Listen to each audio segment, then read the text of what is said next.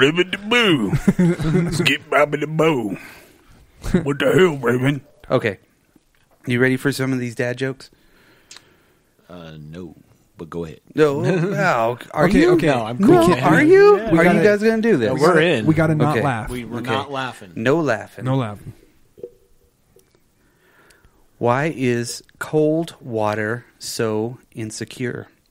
Why? Because it's never called hot. Number one. Okay. I'm doing good. What kind of music do chiropractors like? Hip hop. Okay, I smirked a little bit for that one, but That won't count. yeah. It takes guts to be an organ donor. Damn it, those get me a little bit. What did the flowers do when the bride walked down the aisle? What? They rose. Don't look at me like that when you do it, because then I'm keeping a straight face. 5 out of 4 people admit they're bad at fractions.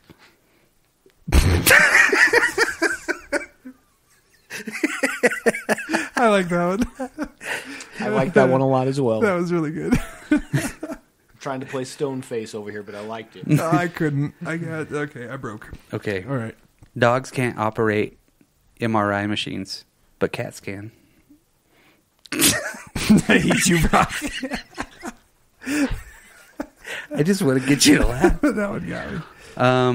Okay, shit. let's find it. What's brown and sticky? Poop? A stick. Oh. Oh, shit. I'm laughing before I even say this one. This is a good one. Boy. What do you call a pudgy psychic? What? A fortune teller. That one was pretty good. I couldn't stop. What did the police officer say to his belly button? You're under a vest. Okay, you got me because I laughed at the last one. All right, you ready to do this intro? Oh, yeah. That's what we were doing. Okay. Hello, I'm Scott Weiland. I sing for a band sometimes called STP.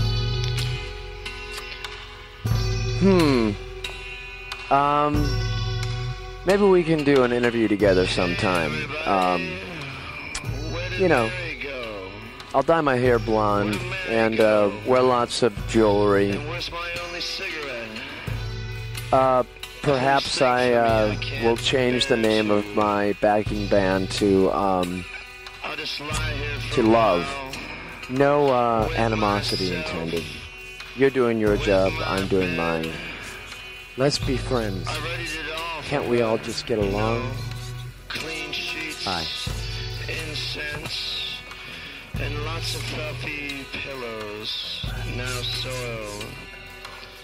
And where's my cigarette? Welcome back, everybody, to the Drop Culture Podcast. You're here for part 2 of our Stone Temple Pilots. We just had so much Stone Temple Pilots, we had to bust it up into 2 episodes. And I'm here again with... Brock. The Brock. That's right. That's what we have to climb around the office. The Brock. The Brock. And, yeah, and I'm Dan. So, yeah. So sit back, relax, grab some corn.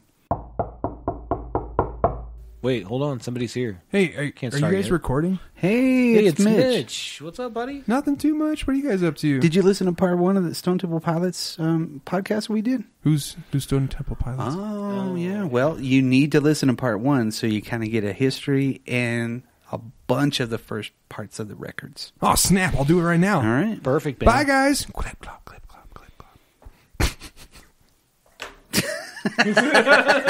That's it.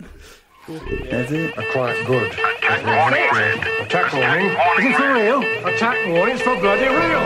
Live from Colorado Springs, the Drop Culture Podcast. I want to confirm, is this an exercise? Roger, copy. This is not an exercise. Come on, quick, get down. 1, 2, 3.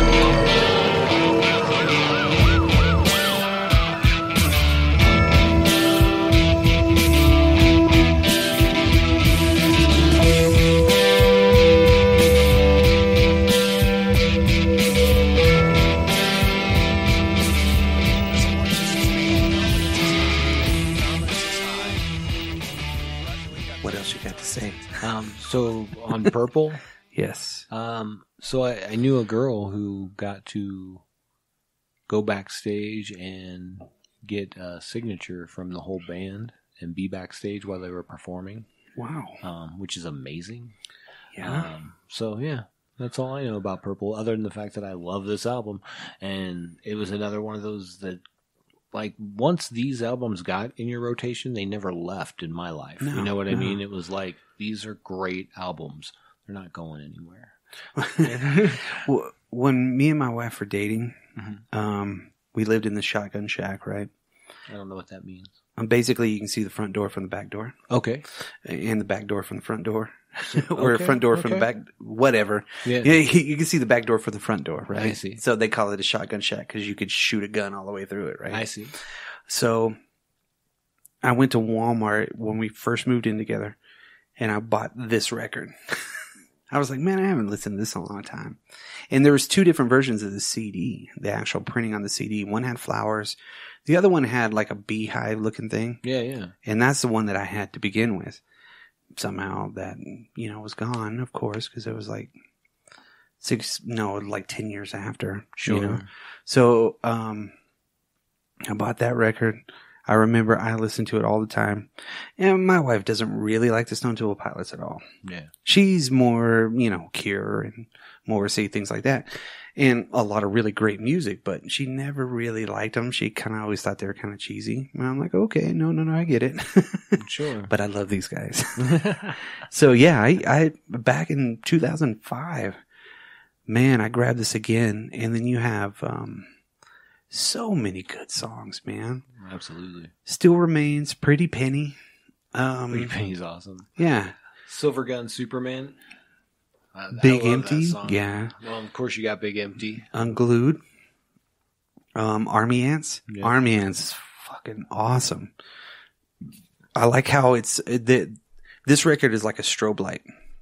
I'll agree with that. Absolutely. If you think about how the rhythms and everything go, it's like a strobe light. A little bit. It's like yeah. you could really have it there with their rockin' songs. And then Kitchen Whale and Candy Bars, they ended these first 2 records with an 8-minute song. Crazy.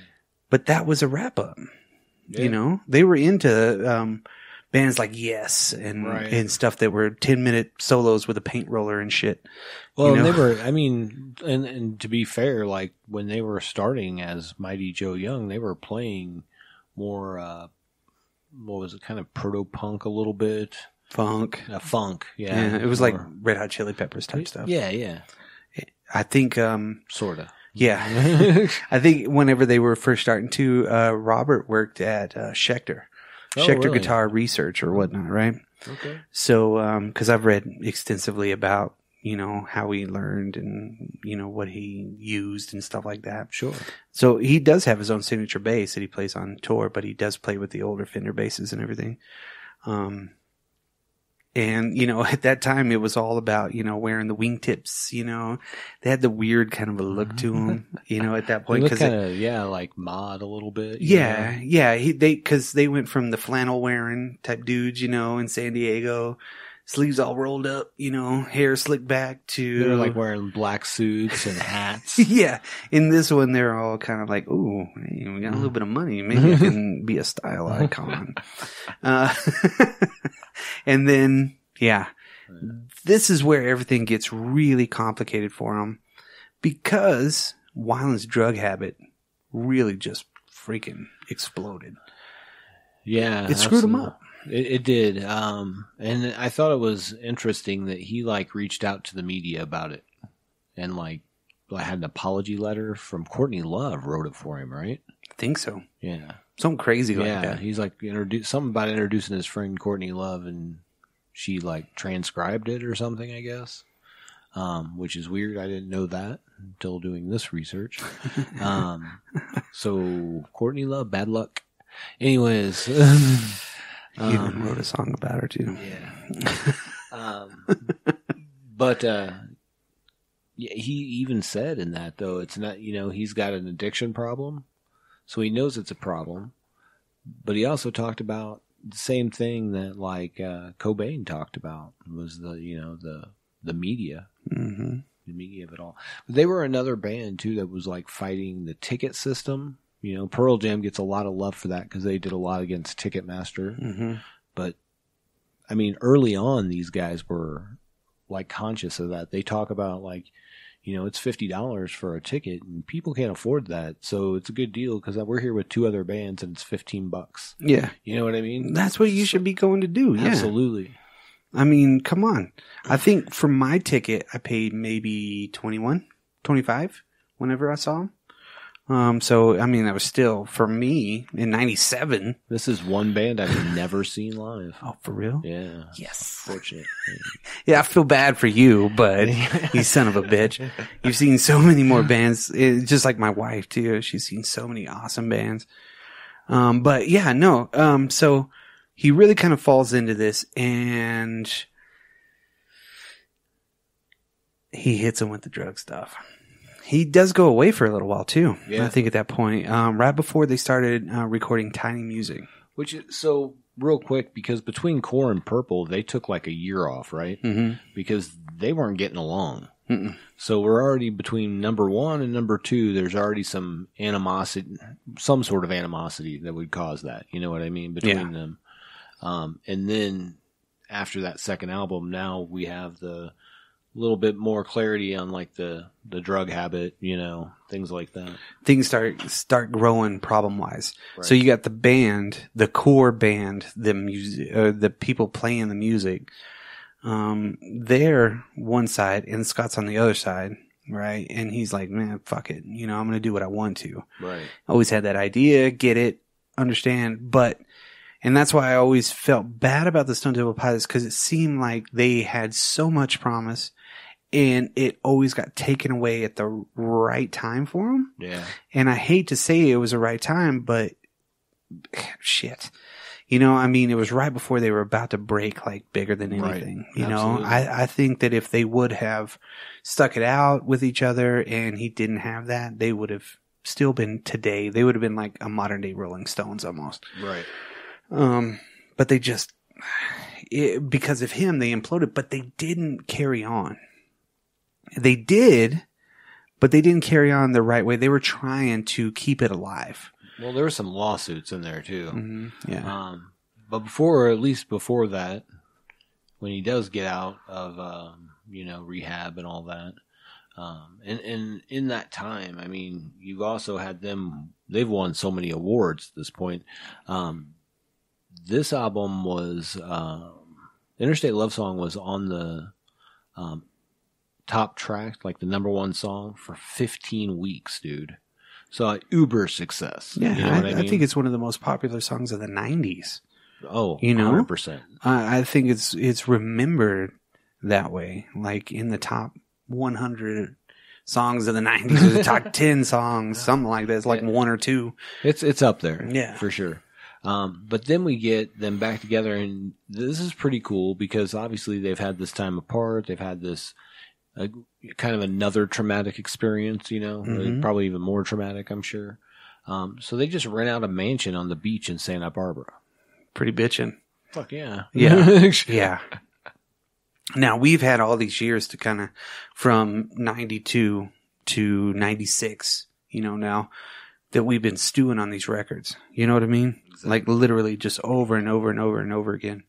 And they were doing really good. They were, you were always seeing issues with them, everything like that, right? This is my favorite Stone Temple Pilots, but it's in my top 5 favorite of all time. Okay. I love this album. It's a great album. If not number 1 of anything that I've ever listened to. Oh, wow. When I first heard Big Bang Baby, I was like, are they trying to be the Beatles? I was like, man, that sounds like the fucking Beatles. I don't know why that popped into my head that way, because my friend was like, oh, did you hear the new Stone Temple Pilots song? I'm like, no. It was on the radio, like after I got back into my car, I was like, oh shit, I gotta go buy the CD. So of course I went to Hastings and I bought it, and it did not leave my CD player for probably a year. Yeah, I could buy that. And this was 1996. So, 96 was my, junior to, senior year. Okay. And I graduated in 97, of course. And that's, these guys right here, we would take long road trips and I would just put it on and like crank it and be like, yeah, let's smoke these joints. You know what I mean? So much for people like, this is boring. Mm-hmm. I'm like, no, it's not. This is the shit. I was in the Army, or just had gotten out of the Army when this came out.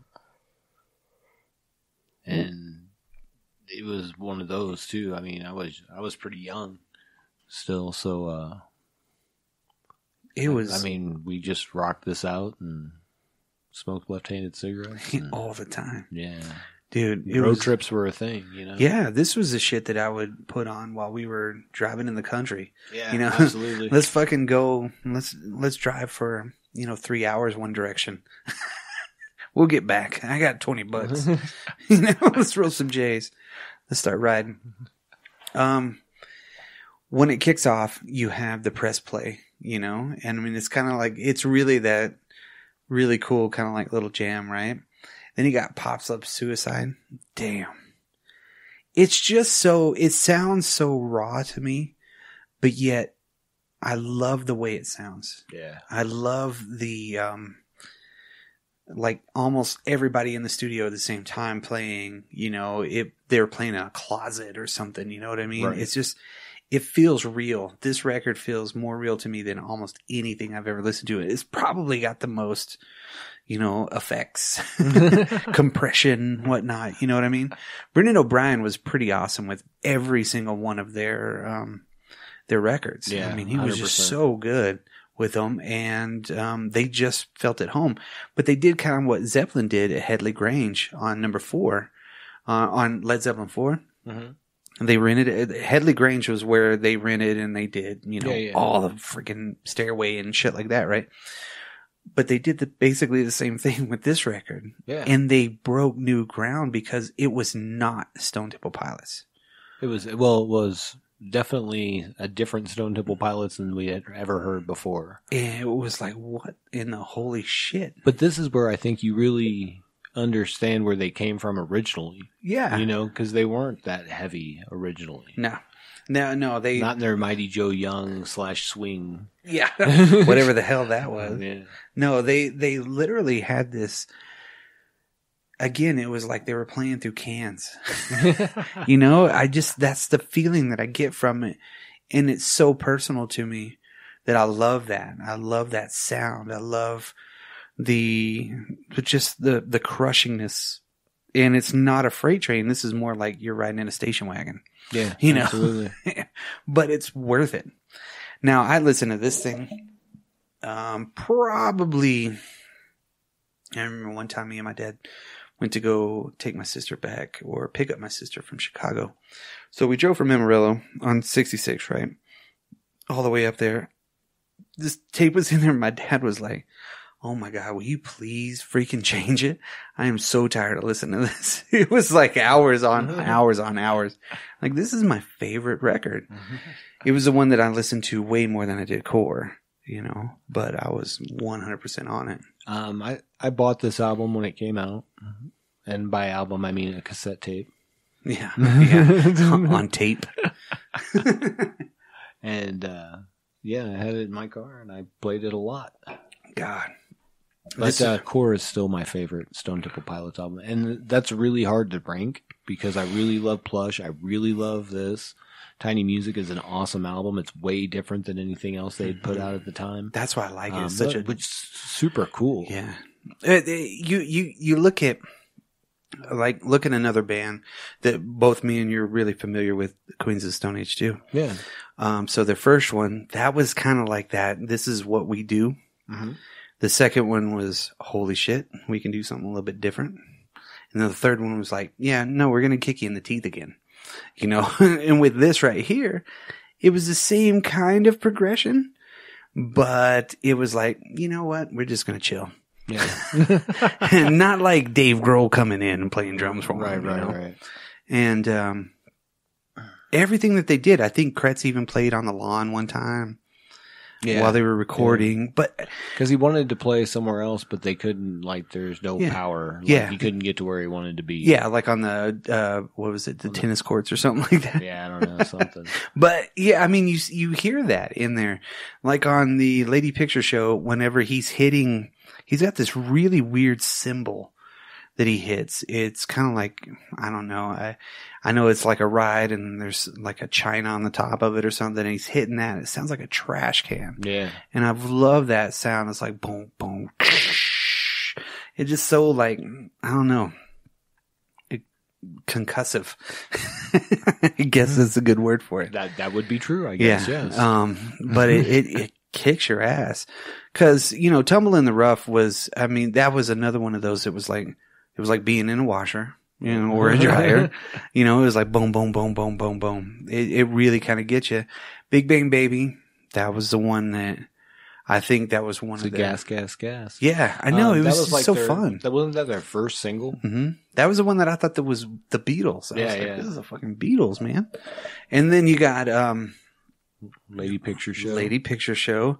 Lady Picture Show is a very, very, very well crafted song. I think that was one of their bigger releases too, correct? Mm-hmm. Which really leads to what they did on number 4 on one of their songs. Yeah. And So I Know, great song too. Really just kind of, it shows more of Scott Weiland's vocal capabilities on that one. Agreed.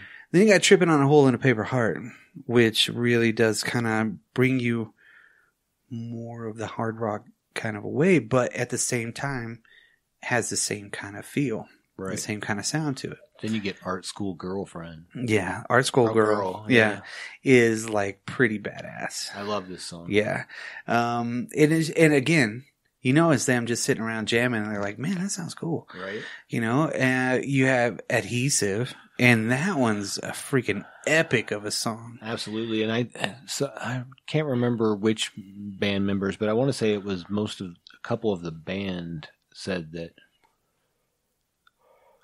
Adhesive was their favorite song that they did. Yeah, or 7 Cage Tigers. That was Weiland, I believe. Yeah. He said that was his favorite. My favorite song on the record is Ride the Cliche. Okay. And for the longest time, I didn't know how to spell cliche. I didn't know how to say it. So I'd be like, oh man, I really like the song Ride the Clitch.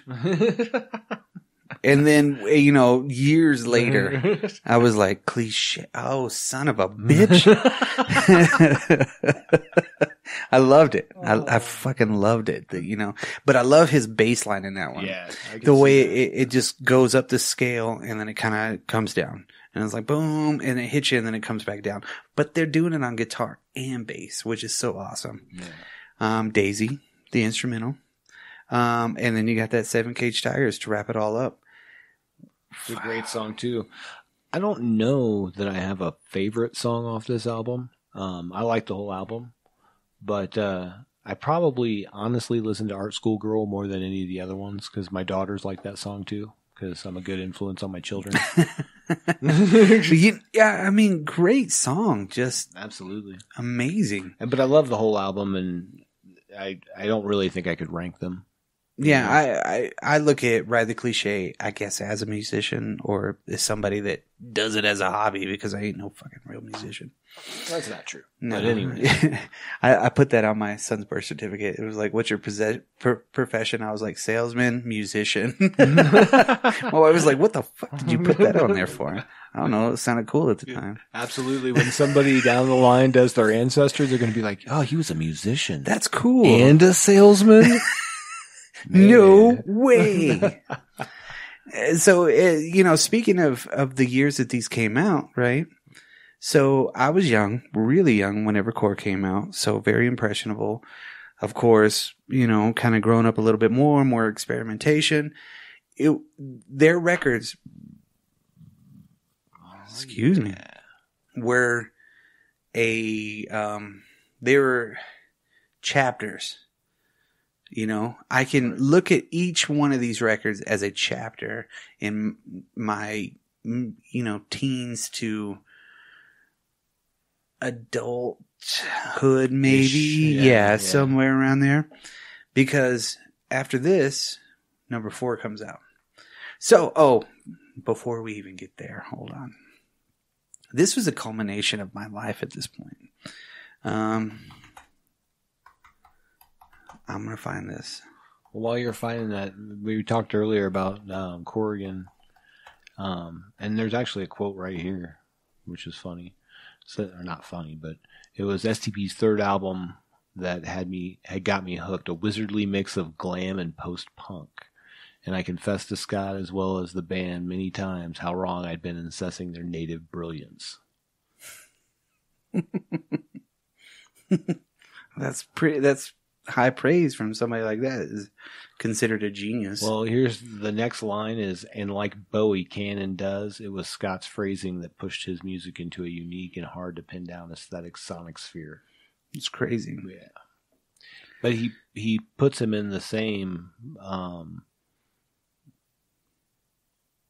bucket, I guess, as the greatest voices of their generation, because he says him, Lane, and Kurt.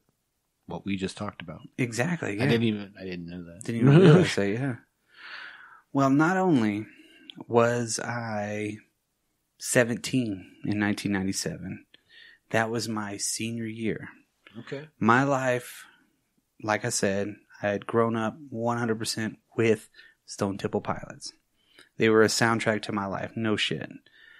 On May 16th, 1997, at the Amarillo Civic Center in Amarillo, Texas, I got to see my absolute favorite band of all time. I went with my friend. Her name was Charity. We loved Stone Temple Pilots. I mean, we listened to it all the time. We got some of this, spray and hair shit. She had pink and we both had like black hair, right? So you spray in the shit and I had blue. We were like the 5th or 6th people in line, and we were sitting down and we thought we were cool. We ran up to the front. We were, I was right in front of DeLeo. Nice. Robert. So I got to see him. It was literally one of the greatest things that I'd ever witnessed. Wyland was being a dick. At one point, he left the stage. Really? He's like, because somebody threw something at him, and he's like, my dick in your ass. Something like that. And then they went off stage, and we're like, what the fuck, right? And then that's not the one he got in trouble for, right? No. The one where the guy threw the shoe or something? Okay. No, it was probably like after this one, I think. Okay. Because they went on tour, and then he went back into rehab, and then they came back at this point. So, of course, at the end of May is whenever I graduated from that exact same Civic Center floor and everything like that, right? But it was amazing to see them play. And, of course, they played Cracker Man. They did it. They played, I'm pretty sure they played, Sex Type Thing twice. Really? I don't know why. But I remember it. Well, I know that on that 25th anniversary thing they did of Core, it was like a 4 CD set. There was a swing version of Sex Type Thing on that. So it's crazy. Was that what you got? Well, no. What was really cool is like at one point they kind of broke out the carpets and sat down and they played some acoustic ones. They did Dancing Days. And I think they played some other ones because on this Setlist FM deal, it doesn't have all the songs that they played. Didn't they do Dancing Days for that tribute, the Zeppelin tribute album? The Iconium album? Yeah. Yep. I don't think that, this is correct at all because it only says that they played 10 songs. There's no fucking way. It seemed like an eternity that we were watching these guys. Really? Oh my God. It was magnificent. And then they left and then they came back. So that was a culmination of my life at that point. We left that place. This is the best it ever gets. we were trying to get acid that night too, and some dude just wasn't coming through. Didn't get any acid for us. That would have been awesome to be tripping on acid while we were watching Stone Temple Pilots. Would have been bitching. But yeah, that at May 16th, 1997, I still have my ticket from that day. Nice. So that is over how many years now? 24 years. Absolutely. Jesus Christ. I'm old. I was never like real big into holding on to my tickets, but I still have one from the Peoria Civic Center from 1998. Yes. Who was it? That would have been Pantera. Ooh. And then I think I still have my 97 and 98 or 96 and 97 Ozfest tickets.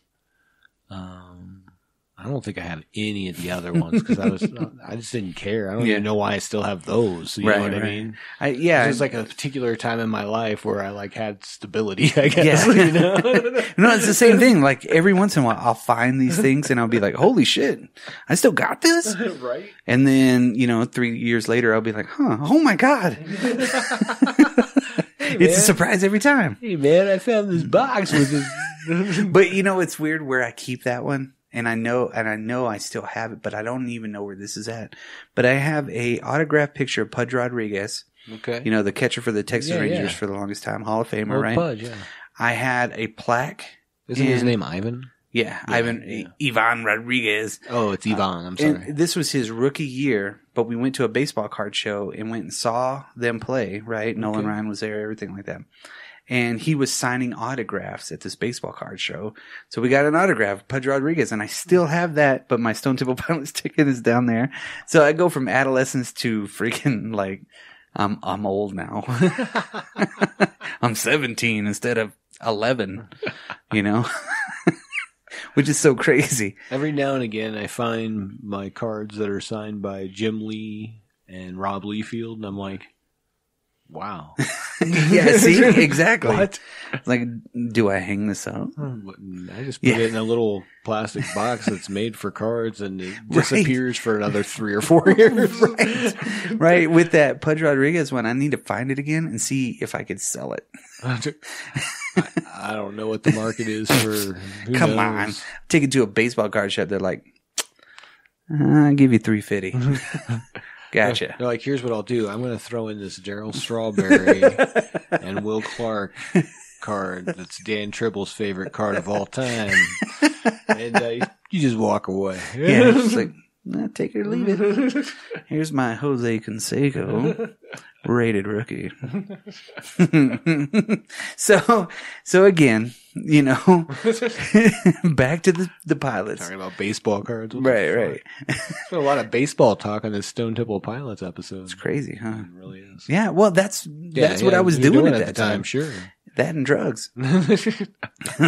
Well, like for me, I'm a little bit older than you. Not much, really. Yeah, but so like when Court came out, I was in high school. And I had been in the National Guard since my junior year. So I only did 2 years in the Army. So when I got out, I was 21. Yeah. And that's when Tiny Music came out. You know what I mean? So it was a big span of... yeah, you had those at those formidable years, too. Yeah. I would really say that, again, music finds whoever it's going to, I guess, affect the most. Sure. It just happens. Right. You have your nursery rhyme music like Led Zeppelin, Hendrix, and shit like that, right? Sure. You have that shit to begin with, and then you have your own whenever you're at that age. Yeah. From like the 15 to 22. You know what I mean? You're part of something at that point. Which Stone Temple Pilots was there that whole time. Yeah, for sure. Go ahead. No. Oh, whenever number 4 came out, I was working at the video game store. I had been learning how to play my bass, right? And number 4, it didn't have the same punch. I thought it was great, but it just didn't. This was the beginning of the end of the original Stone Temple Pilots. This isn't my favorite. And again, I think it was, while Tiny Music was a big departure, it wasn't so much the departure side of this one. It was just lacked something to me. There are some good songs on it. Oh, yeah. But it's not near the other 3 albums. No. In my opinion. Yeah. I'm still not going to not listen to it. Oh, yeah. You know what I mean? Yeah, this is the last one that I'll really kind of dig into. Yeah. I mean, it starts with Down, which is a drop tune song. So it's kind of that, New metal. New metal type stuff. Hey, can we throw this in drop D real quick? Yeah. It's like, there we go. We're good. Then you got Heaven and Hot Rods. A good rockin' song, but it was kind of a little bit too late on that one. Pruno, Church on Tuesday. Church on Tuesday really has a really cool hook on it. And what I was saying about, Lady Picture Show kind of led to Sour Girl. That's fair. Sour Girl, of course, the video starred Sarah Michelle Gellar. And Sarah Michelle Gellar of Scooby-Doo fame. Yeah, and they had the evil Teletubbies on it. The video. Yeah. It was so freaking weird. And the camera and the way he was like, I don't know. He became Iggy Pop at that point. Yeah. Which you could tell a lot in the way he did everything. He was trying to personify Iggy Pop. He even wore the gloves. Yeah. He had no shirt on, would always be wearing jeans. And even in one of the videos they did, Days of the Week, I mean, he was just wearing jeans and they were looking like the Stooges on the inside. Right. No Way Out is another good one. Sex and Violence is another good one. This might be one I have to revisit a little bit more. Glide, I Got You. I love that one because of the line in it. I got you to put the roses on my grave. There's just so many. He has so many good lines, and then MC5, good song. Atlanta, they had this more of a swagger, but they weren't as powerful. I don't think that they weren't breaking new ground. They were just kind of, we better do something. Right. We're going to not be relevant anymore. Which I hated that shit. You know what I mean? Yes. Like I said, this is like this isn't in my rotation as much, Like I said, it's not that I won't listen to it. It's good, but it's not great. It's not the one that I'm going to, go out to my car and be like, damn, I want to listen to number 4. No. I was just thinking. I think I'm going to go grab number 4 and pop it in. No. If I find that CD, I'm like, oh, I still have a Stone Temple Pilots number 4 t-shirt. Really? Yeah, from back then. I don't know where I got it. Interesting. I don't know. It's weird. Come with the CD? No. Yeah, the ones that they pack in about the size of the CD, and you get them and you like unfurl them, and it's like uber thin. It's the shittiest shirt you'll ever get, and it's always in a large. They never have like the size that you want. I got a Sublime shirt like that one time. Remember when Sublime tried to release an album after Bradley Nowell passed? Yeah. Yeah, it came with a Sublime shirt, and I put it on for like a half a second. I'm like, I feel like Lou Ferrigno. I was like, this is awesome. I can just rip this shirt and just flex my back muscles. Oh, whoops. Hold on. Yeah. I'm going to turn. It was like every shirt I got back in the day. I'm like, oh, I'm a large. I didn't get smart until I was like, man, a 2XL really fits really well. Now I can wear an XL. It's not a big deal. Oh, I feel so fat. Okay, so after number 4, we have The Letdown. I bought it because it was a new Stone Temple Pilots record. And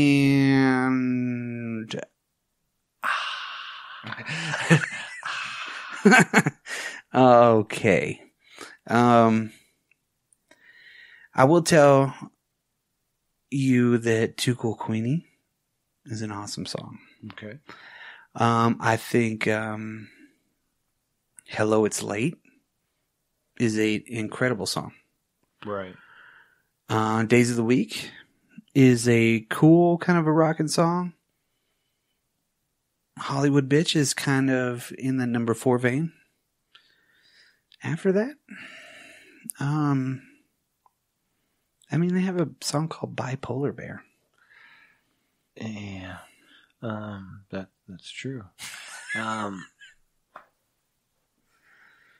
Yeah, this is I never bought this album. Never did? Nope. I listened to it at one of my friend's house, and I was like, I can spend my money on something else. It just wasn't for me. I didn't feel this. This is where, like, basically the label stopped, right? And they were like, You guys aren't cutting the mustard anymore. right. Yeah, it was 2000. Yeah. You know? I think it was 2001. Yeah.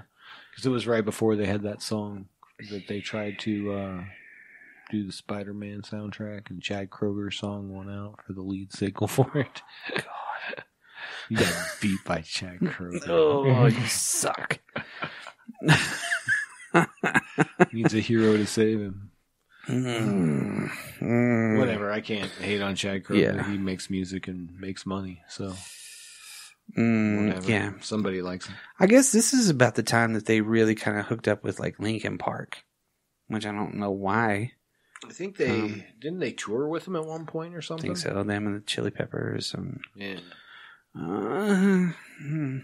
Yeah, not necessarily one of anything. And then the Hulk movie came out, and that had the very first song that Velvet Revolver did. That's right.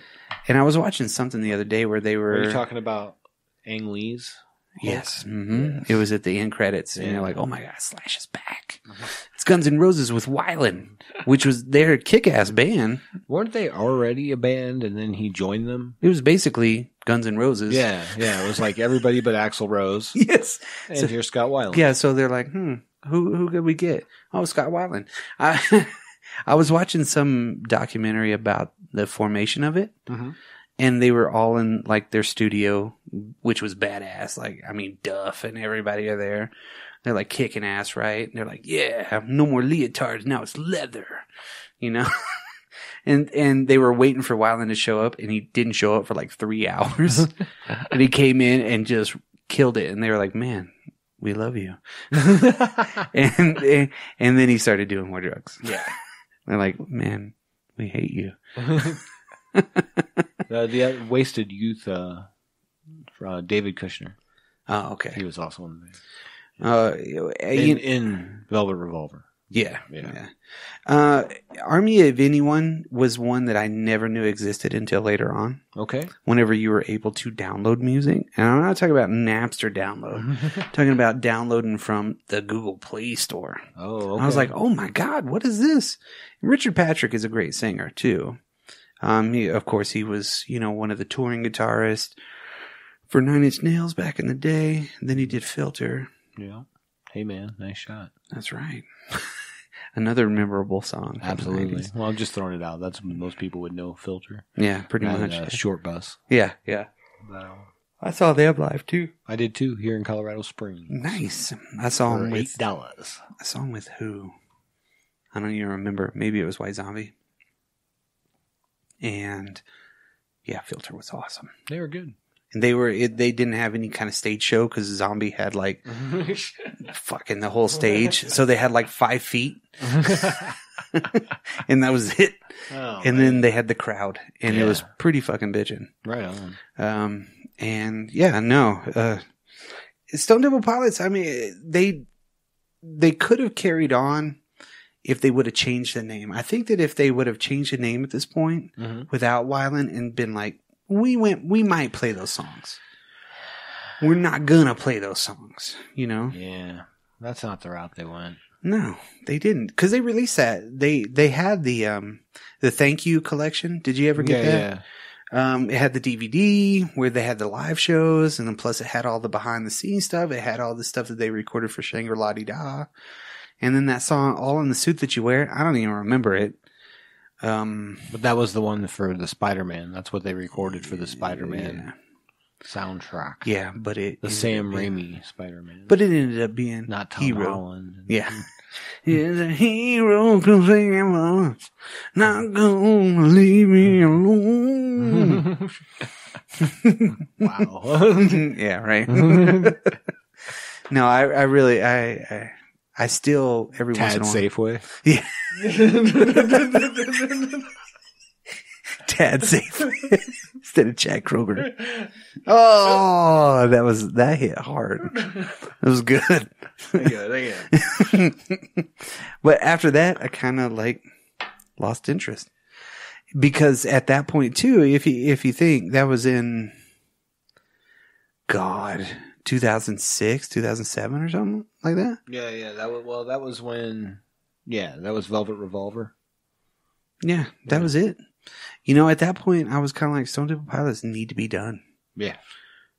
And at that point, I was already dating my wife. So I had already left most of that adolescence behind and kind of, I don't know, grew up a little bit. Kind of, I guess. Right. So they didn't, and it wasn't until, you know, at that point, I was like, man, I'm going to listen to, number 2, you know, their second record. Purple? Purple. I'm just going to listen to that one for a while. And after that, I really didn't pay attention.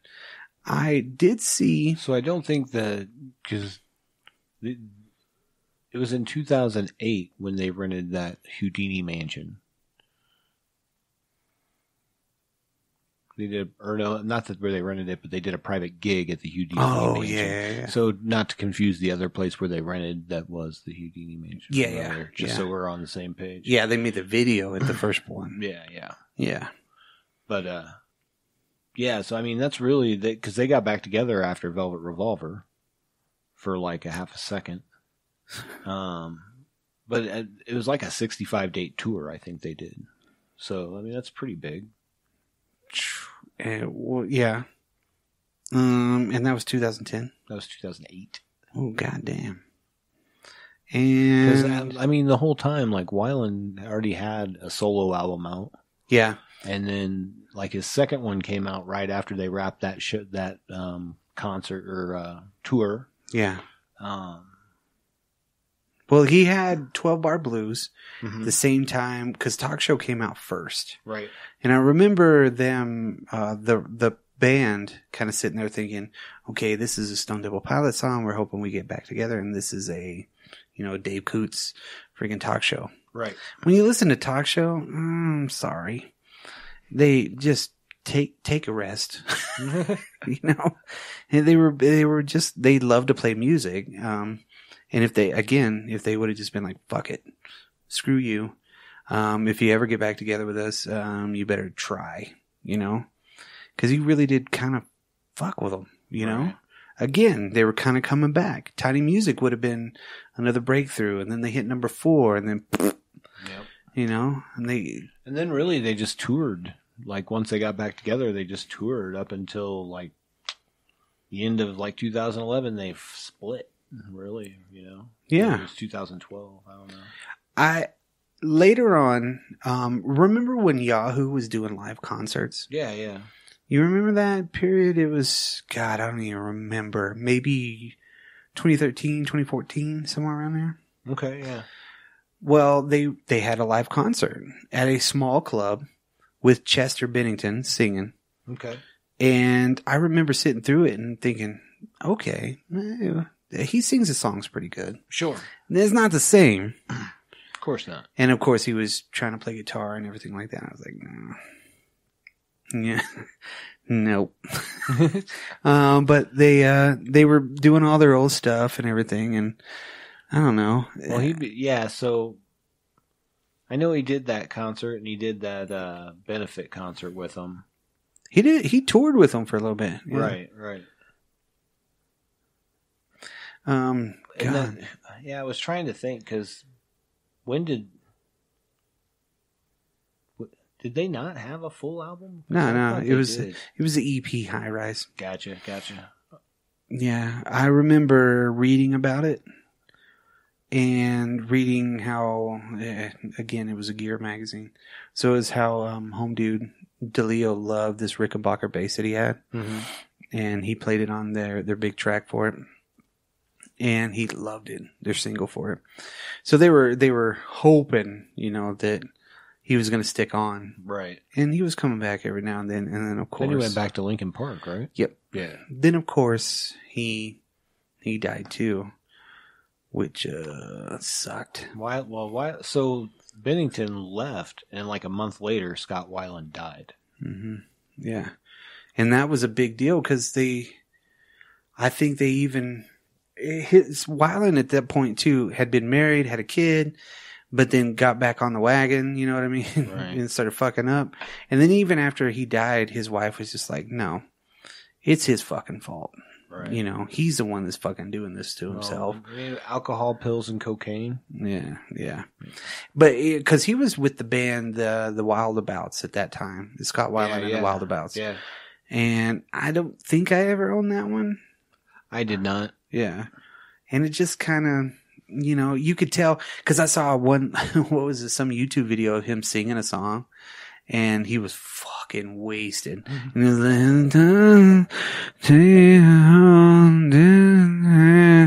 and you're like, oh my God, that guy's fucked up.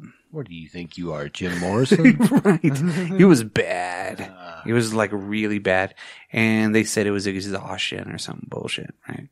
But then, of course, we have the new iteration. And I am not really...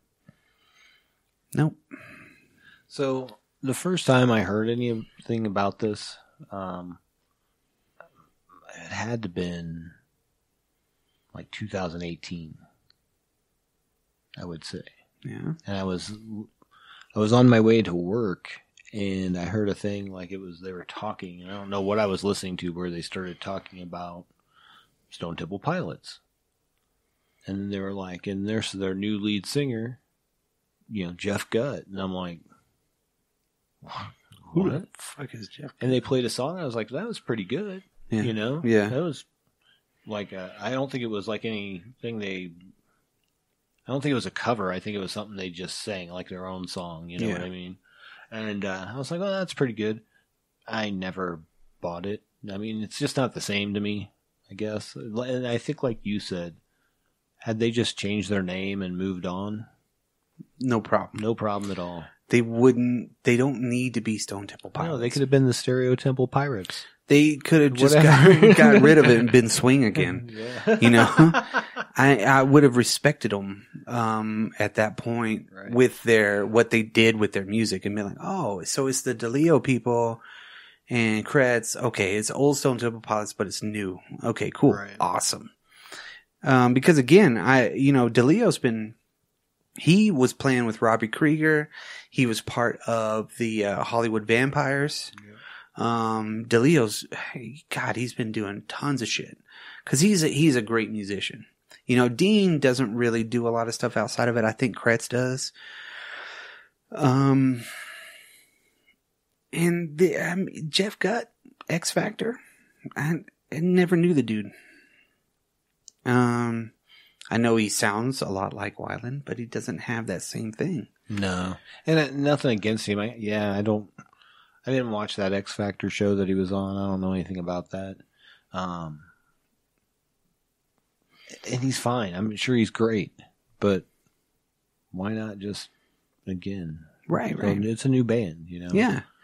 I mean, completely new band. You call it something else, and you soldier on. You don't just. I mean, I guess I feel that way, and you feel that way. But I mean, you wouldn't say that to like Van Halen. I mean, I wouldn't care because I don't like them, but you know. But it's Van Halen. I mean, but do you see what I'm saying? Yeah. See, well, they were early on in their career when they got the Red Rocker, right? You know, and then David Lee Roth kind of has come back, right? And then Eddie's gone. Rest in peace. Yeah. But I'm saying, like, how many albums did David do with them originally? 4 maybe, something like that. And how many did Hagar do? 4, something like that. But it's still just Van Halen. Do you see what I'm saying? Yeah, I know what you mean. Yeah. So I'm just saying, it's maybe a double standard on our part. Is all I'm saying. But I agree. Yeah. I'm not arguing the point. Yeah. I'm just saying that maybe, perspective for us, I guess. Well, now if you look at 2020, maybe we're a little close to it. Yeah. That's all I'm saying. Maybe. But if you look, okay, at the beginning of 2020 last year, What was happening at that point? Let's see. Australia was on fire. Yeah. So there was like some sort of disease going around or something. A pandemic. Yeah. Oh, yeah. That's what it's called. An epidemic. Yeah. And then pancreas. Yeah. On February 7th of 2020, the album Perdidia came out from the Stone Temple Pilots. Oh. I knew that. And I listened to one song.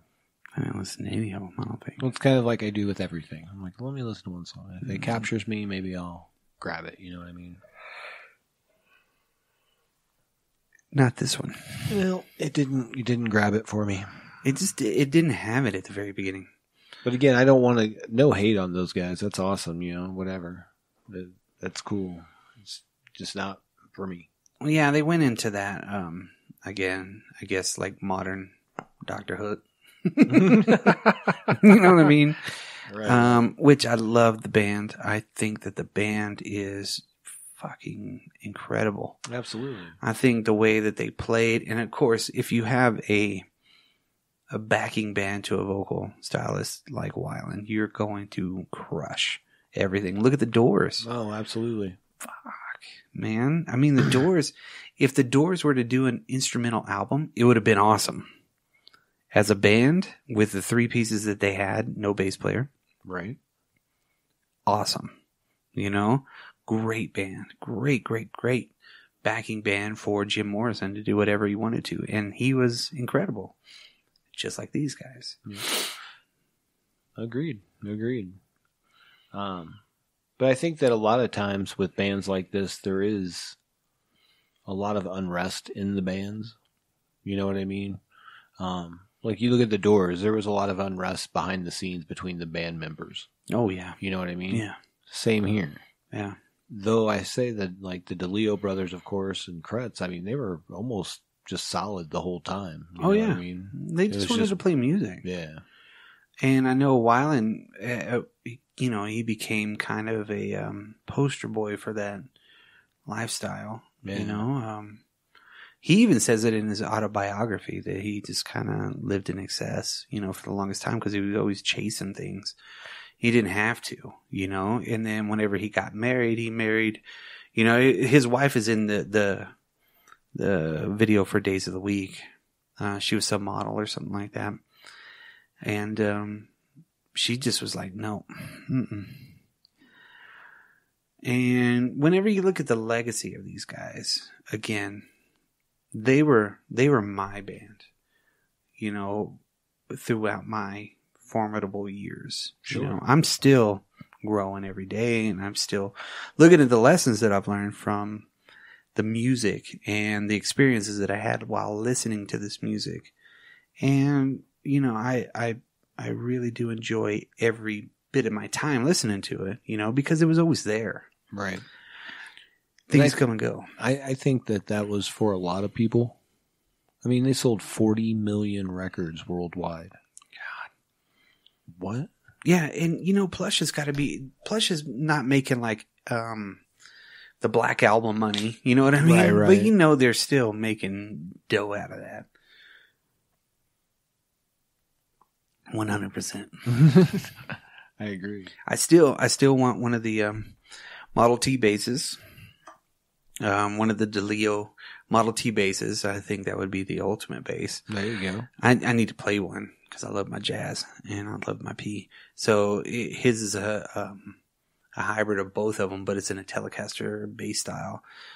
I've modified my bass.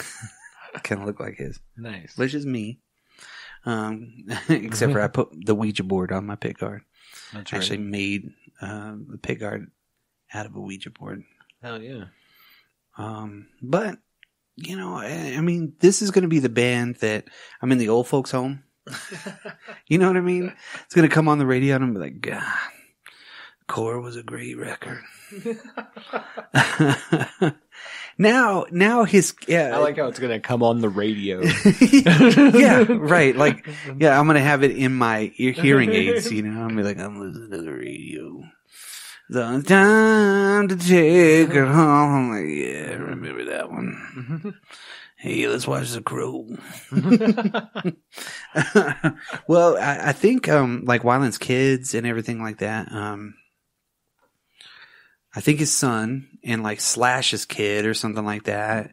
They got together and formed a band not too long ago. Oh, yeah. really? Yeah. I forgot what it was. But yeah, they actually like. I had no idea. It was last year. Oh God, what is it? Dang. Yeah, God, what were they called?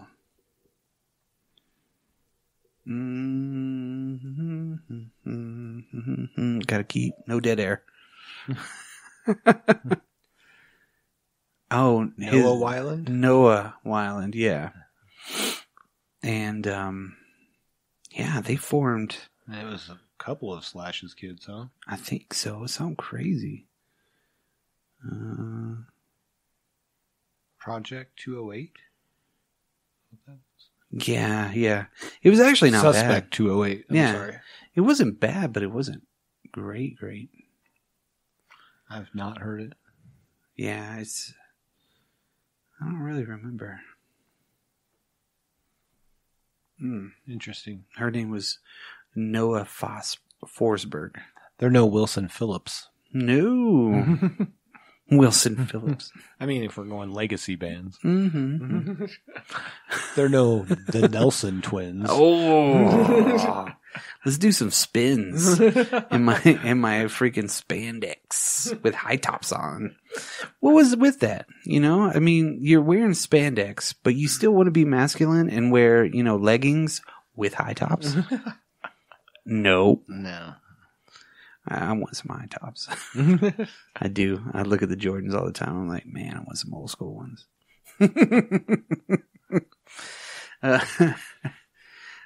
So one of my absolute 100% favorite bands of all time. We have talked about this extensively, and I think tonight is no exception because it's such a great band. Oh, absolutely. And I think the original iteration of the Stone Temple Pilots are a piece of drop culture.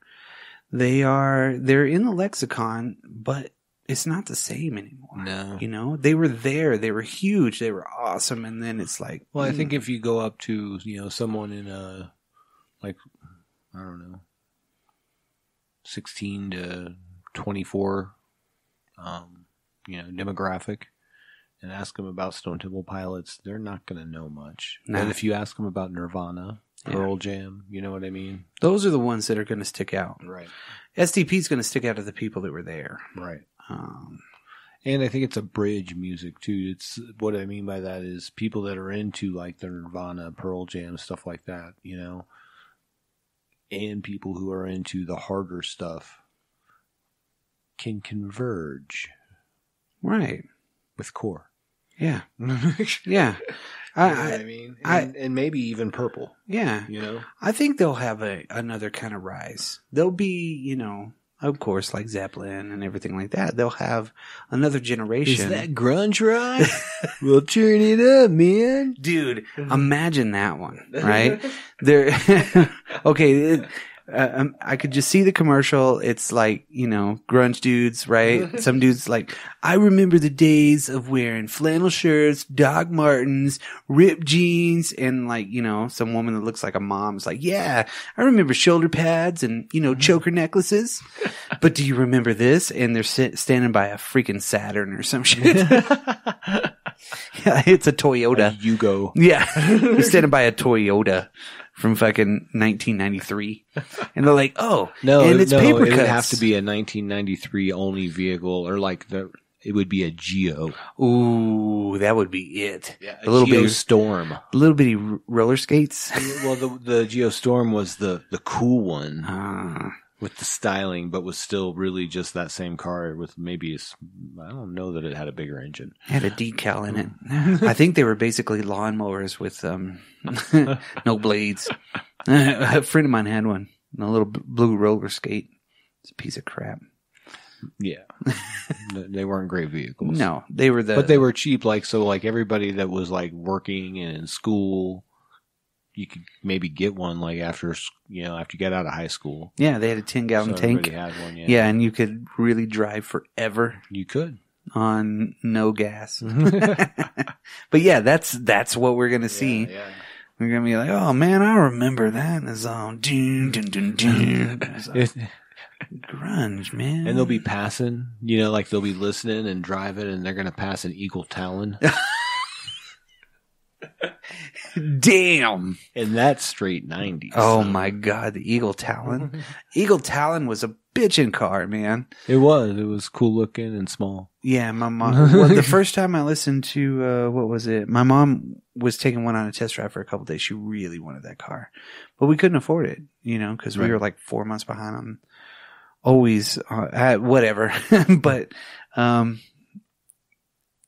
and I bought Alice in Chains Dirt. Nice. Put it in the CD player in there. Damn, we were cranking it. I was like, yeah. Car was fast. It was awesome. Yeah. Yeah. It was pretty fucking cool. But so there you go. There's your 90s grunge rock commercial. That's our Stone Temple Pilots episode. That it was a Stone Temple Pilots episode. This one I remember. Yes, yeah, Probably yeah. because I'm here doing it right now. Well, and we might split this one into two because we've been talking for 2 hours now. It's funny you say that. I was kind of wondering.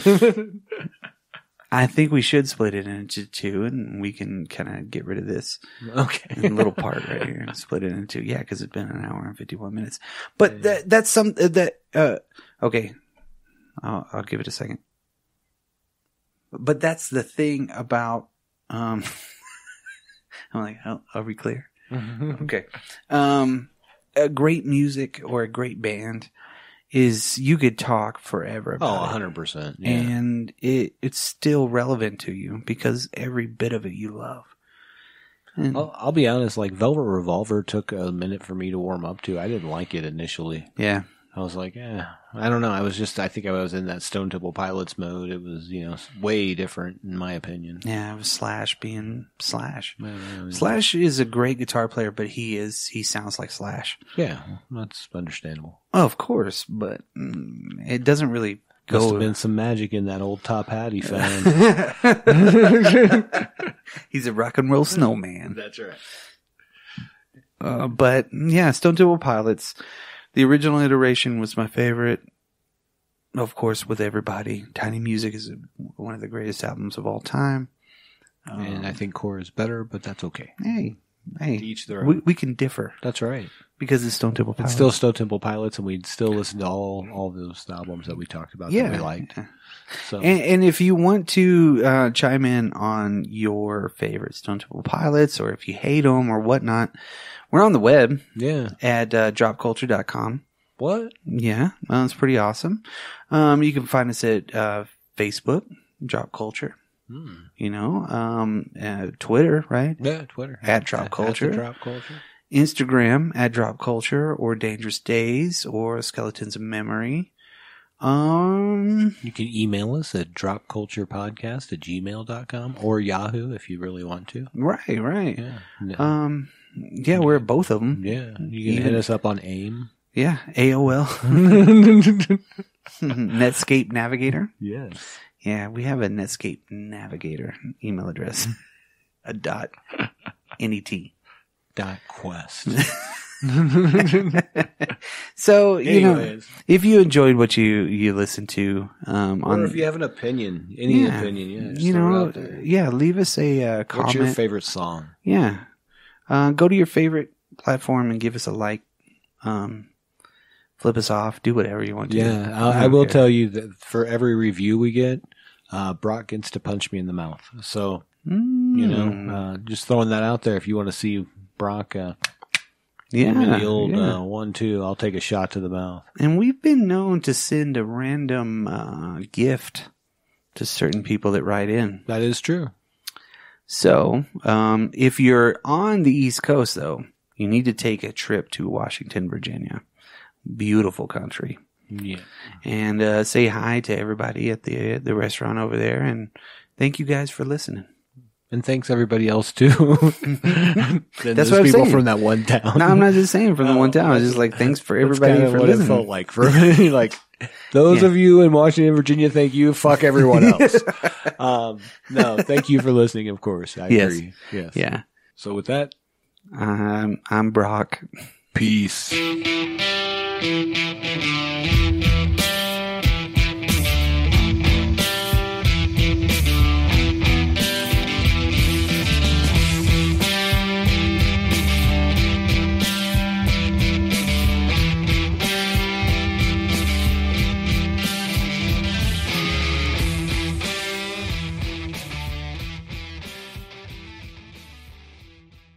Nailed it. That was good.